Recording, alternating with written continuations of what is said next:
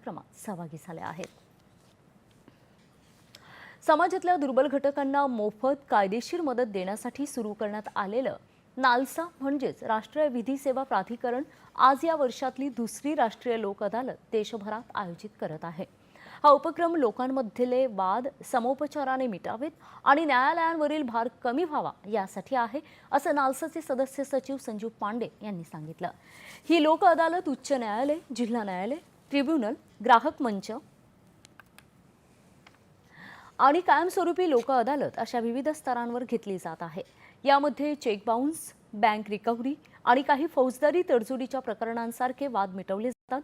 2023 ते 2025 दरम्यान झालेल्या 12 लोक अदालतींमध्ये सुमारे 26 कोटी प्रकरणे निकाली काढण्यात आली आहेत। ठाणे मुलुंड दरम्यान नव्या उपनगरीय रेल्वे स्थानकाच्या निर्मितीला रेल्वे मंत्रालयाने तत्वतः मान्यता दिली आहे। मुख्यमंत्री देवेंद्र फडणवीस यांनी समाज माध्यमांवरून ही माहिती दिली आहे। ही मान्यता दिल्याबद्दल त्यांनी पंतप्रधान नरेंद्र मोदी आणि केंद्रीय मंत्री अश्विनी वैष्णव यांचे आभार मानले आहेत। केंद्र आणि राज्य सरकारच्या समन्वयातून मुंबई महानगर प्रदेशातील वाहतूक व्यवस्था ही अधिक सक्षम आणि गतिमान होण्यास निश्चितच मदत होईल, असा विश्वास मुख्यमंत्र्यांनी यावेळी व्यक्त केला आहे।